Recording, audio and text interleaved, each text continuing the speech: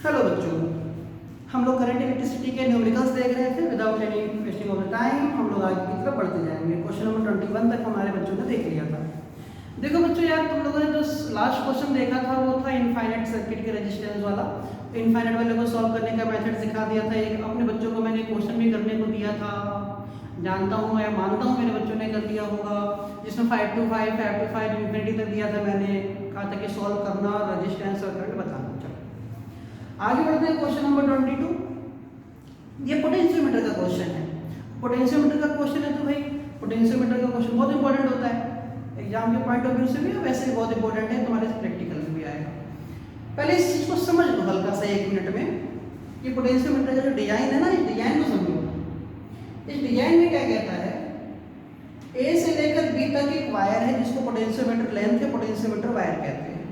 अब ये जितना दिख रहा है उतना ही नहीं है, इससे बहुत बड़ा होता है। 4 वायर भी हो सकते हैं 1 1 1 1 के, ए से बी तक, ए यहाँ भी यहाँ 8 वायर भी हो सकते हैं, 10 भी हो सकते हैं, 16 भी हो सकते हैं। ऊपर एक बैटरी लगा दी और बैटरी का इंटरनल रेजिस्टेंस हो गया। तो ऊपर वाली जो बैटरी होती है उसका नाम होता है ड्राइवर बैटरी या ड्राइवर सेल। ठीक है, ऊपर वाले को हम कहते हैं ड्राइवर बैटरी या ड्राइवर सेल। क्यों लगा भैया बच्चों ड्राइवर नाम इसका? भाई कार चलाते होगे या कार में बैठते होगे या बस में, ट्रेन में, किसी चीज़ में बैठते होगे, उसमें ड्राइवर होता है, वो सबको लेके चलता है। मान लो एक बस में 10 लोग बैठे हैं, 100 लोग बैठे हैं, मान लो 50 लोग बैठे हैं, जितने भी बैठे हैं, ट्रेन में 1000 लोग बैठे हैं, तो एक ड्राइवर है। उस ड्राइवर सबको लेके चल रहा है अपने साथ, लगातार फ्लो करवाने वाला ड्राइवर। पूरे सर्किट को कंट्रोल करता है ड्राइवर। उसका इंटरनल रेजिस्टेंस होगा ही होगा। इसी के साथ एक नीचे एक सेल लगाते हैं। ये सेल का नाम होता है स्टैंडर्ड सेल या प्रैक्टिकल सेल। बच्चों याद रखो, स्टैंडर्ड सेल या प्रैक्टिकल सेल इसको कहते हैं, स्टैंडर्ड सेल या प्रैक्टिकल सेल। इसके साथ एक हाई रेजिस्टेंस लगाते हैं, रेजिस्टेंस बॉक्स का यूज करके एक स्विच लगाते हैं, गैल्वेनोमीटर जोड़ते हैं और नल पॉइंट की खोज करते हैं। नल पॉइंट की खोज करते हैं इस शंट से। इसको क्या कहते हैं बच्चों? शंट कहते हैं। तो इस पूरे सर्किट में ये होता है स्टैंडर्ड सेल, ये होता है ड्राइवर सेल। ड्राइवर सेल और स्टैंडर्ड सेल दो अलग अलग चीजें हैं। स्टैंडर्ड सेल चेंजेबल है और ड्राइवर सेल को भी चेंज कर सकते हैं, वैसे वो फिक्स रखते हैं हम लोग किसी भी सर्किट के लिए पर्टिकुलर वैल्यू पर। तो वो पहला पार्ट कितना है? इसमें 5-6 पार्ट है, छोटे छोटे छोटे छोटे बहुत सारे पार्ट हैं। उसका बहुत सारे पार्ट हमको आने चाहिए, बहुत स्मॉल पार्ट्स हैं। देखो पहले केस में क्या कहता है कि इस स्टैंडर्ड सेल को, कोई स्टैंडर्ड सेल हमने लगाया इवन, हमको वैल्यू नहीं दी, उसमें लगाया कोई सेल इवन, लेकिन उसके लिए जो नल पॉइंट आया वो आया 82.3 पे, उसको हटाया। अब लगाया दूसरा सेल E2, कितना? E2। बोलो बच्चों कितना लगाया? E2। और E2 कितना लगाया? 1.02। तो नए वाले सेल के लिए आया लेंथ कितना? 67.3।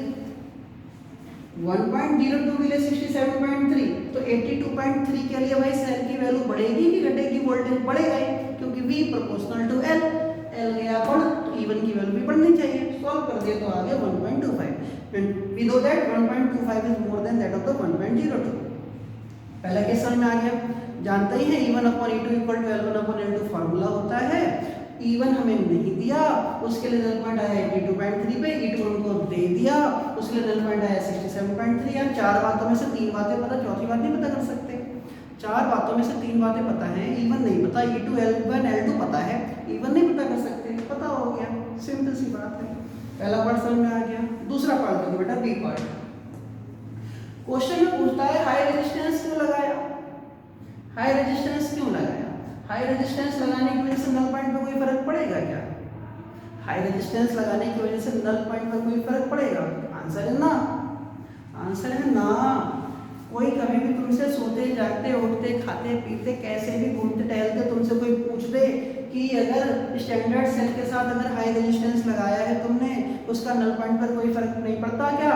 तो कहोगे नहीं पड़ता, नल पॉइंट बल्कि और एक्यूरेट मिलता है, क्योंकि करंट को कंट्रोल कर लेता है, करंट डिस्पैच नहीं होती, करंट में जंपलिंग नहीं होती, करंट जो होता है वो स्मूथनेस को बल्कि फॉलो करती है, कोई भी वहाँ पे डिस्क्रीशन नहीं होता। ये सारी बातें होती हैं, इसलिए हाई रेजिस्टेंस का और अच्छा फायदा होता है, नल पॉइंट एक्यूरेट मिलता है। देखो the high resistance reduces the I. High resistance की वजह से करंट कम हो जाती है, करंट कम हो जाती है, कंट्रोल हो जाती है, कंट्रोलर है वो। Throw the galvanometer when the movable contact is far from the balance point. कुल मिला के क्या है कि अगर ये रेजिस्टेंस लगाओगे हाई रेजिस्टेंस तो गैल्वेनोमीटर में से जाने वाली करंट रिड्यूस हो जाएगी, कम हो जाएगी, जिसकी वजह से क्या होगा कि वो नल पॉइंट को ज़्यादा अच्छी से अच्छी जगह पहुंचा सकता है, मतलब एक्यूरेट वैल्यू तक दिलवा सकता है। सी पार्ट देखो, फिर तुमसे कह रहे हैं कि the high resistance does not affect the balance point then there is no flow of the current in the standard cell branch.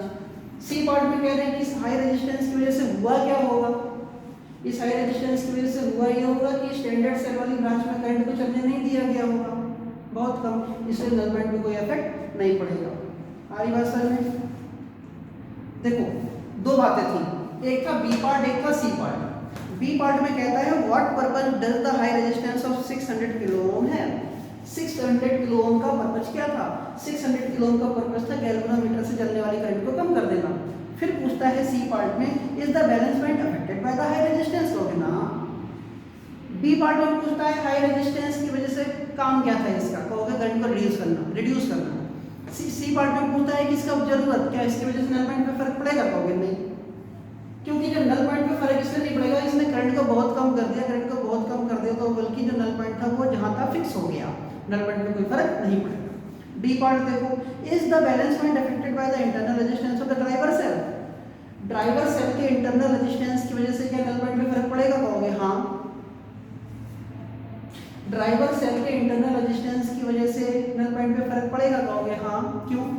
क्योंकि अगर इंटरनल रेजिस्टेंस की वजह से क्या हो जाएगा, पोटेंशियल ग्रेडियंट में चेंज आ जाएगा, E equal to dV upon dr। R में चेंज आया तो V में चेंज आएगा, इसका मतलब V में चेंज आएगा तो L में चेंज आएगा, तो पोटेंशियल ग्रेडियंट की वजह से चेंज आ जाएगा। तो कहोगे इंटरनल रेजिस्टेंस अगर चेंज कर दूं तो पोटेंशियल ग्रेडियंट चेंज हो जाएगा, पोटेंशियल ग्रेडियंट चेंज हो जाएगा तो ये जाहिर सी बात है potential depends on the length, तो लेंथ भी चेंज हो जाएगा, नल पॉइंट भी चेंज हो जाएगा, तो आंसर है हाँ। देखो internal resistance of driver cell affect the balance point because potential gradient change। क्या लिखा? internal resistance, देखो internal resistance of driver cell affect the balance point because potential gradient change, potential gradient change हो जाएगा। E part देखो, सोचो E part बहुत अच्छा है। इस ड्राइवर सेल की वैल्यू है 2 वोल्ट, स्टैंडर्ड सेल की वैल्यू है 1 वोल्ट, पूरा पोटेंशियोमीटर काम कर रहा होगा कि नहीं कर रहा होगा, कहोगे हाँ कर रहा होगा।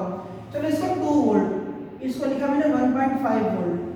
कोई कहे कि तुमसे पोटेंशियोमीटर काम कर रहा होगा, कहोगे हाँ।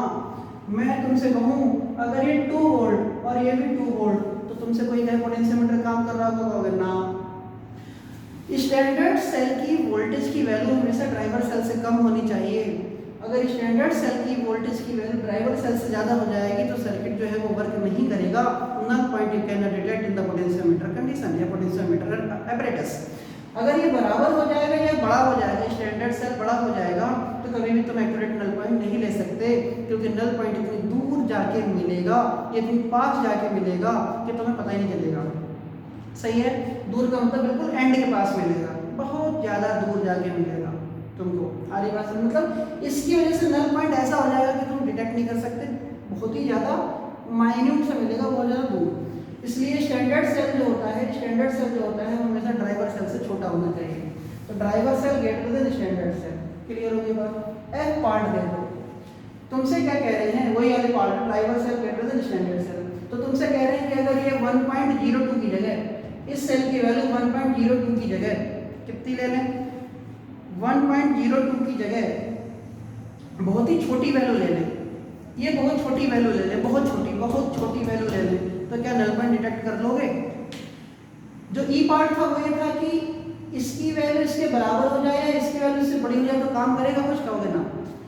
आखिरी पार्ट क्या कह रहे हैं कि अगर इसकी जगह बहुत छोटी वैल्यू ले लो, 0.00005 वोल्ट, स्टैंडर्ड सेल बहुत छोटा ले लो, तो क्या होगा, कहोगे स्टैंडर्ड सेल बहुत छोटा लेने की वजह से जो नल पॉइंट होगा, the circuit will not work for the small EMF, circuit जो होगी वो स्मॉल ईएमएफ के लिए वर्क नहीं करेगी, क्योंकि नल पॉइंट तुमको बहुत ही ज़्यादा एंड पर मिल जाएगा, तुम उसको मेजर नहीं कर सकते, अनमेजरेबल होगा, इतना छोटा नल पॉइंट मिलेगा कि तुम उसको डिटेक्ट नहीं कर पाओगे। इसका मतलब फ्यू मिली वोल्ट के लिए ये सर्किट काम नहीं करता। उसी क्वेश्चन में लिखा है कि फ्यू मिली वोल्ट के लिए काम करेगा, कहोगे ना, नहीं करेगा।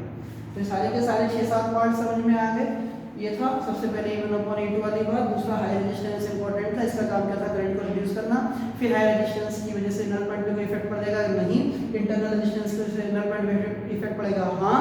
फिर था कि स्टैंडर्ड सेल की वैल्यू अगर ड्राइवर सेल से बड़ी हो जाए तो सर्किट काम करेगा ना, स्टैंडर्ड सेल की वैल्यू बहुत छोटी हो जाए तो क्या सर्किट में नल पॉइंट डिटेक्ट कर सकते हो ना, छोटी वैल्यू के लिए मिली वोल्टेज की वैल्यू के लिए हम नल पॉइंट डिटेक्ट नहीं कर सकते हैं। ये था आपका क्वेश्चन नंबर 22। इसको एक बार स्क्रीनशॉट ले लें और बहुत ध्यान से सीख लें। Next question